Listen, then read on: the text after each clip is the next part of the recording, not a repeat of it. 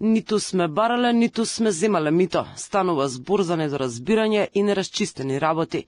Вака екс-директорот на гериатрија Мусхин Арифи и посредникот Блери Мамити, двајцата обвинети дека барале и зеле подкуп од 20.000 евра за хоспитализирање на неподвижна жена во судницата на Кривичниот суд, се правдаа дека се невини.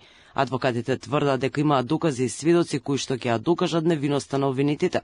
Тие на судот му предложија сведоци кои се вработени во гериатрија, а дел од нив присуствували на состаноците на кои според обвинителството се преговарало за мито. Убедени сме дека преку сослушување на сведоци и презентирање на материјални докази, посебно еден доказ кој што во текот на постапката бидете трпеливи, ќе го имате и вие на располагање, ќе докажеме дека обвинетиот Мухсин Арифи, а посебно како целина и обвинетиот Мухсин и обвинетиот Блери Мамити немале намера и не можеле да извршат вакво кривично дело како што се претендира да се докаже преку обвинителниот акт.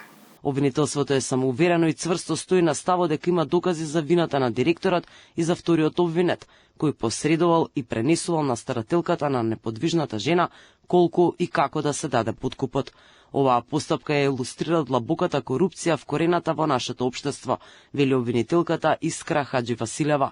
Таа во оведните зборови рече дека храброста на сведокот да пријави овозможила да се поведе постапка и правдата да биде задоволена.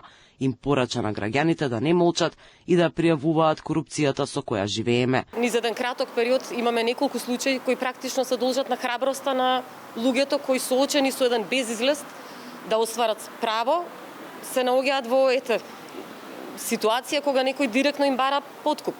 Соочени со тоа одлучуваат да го пријават, а тоа ни помага нас како органи на истрагата и како правосудни органи да ги овие чинови просто докажеме и потврдиме, бидејќи кога станува збор за корупцијата не е само ретрибутивниот, казнениот елемент, туку таа е борба практично на сите нас. Инаку, според обвинителниот акт, Арифи побрал 20.000 евра за да овозможи приема на пациентка во тешка здравствена состојба, а Мити пак, кој го познавал сведокот, се понудил да посредува и ја примил паричната сума, пошто бил фатен од полицијата. Митото го пријавила врточетка на пациентката која и била старателка и се грижала за неа. Инаку, 43 годишната пациентка била имотна, а тоа го знаеле обвинетите.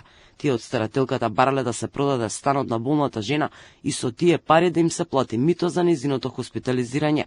Директорот се гони за примање на мито, посредникот за примање награда за незаконско влијание. И двајцата се во притвор.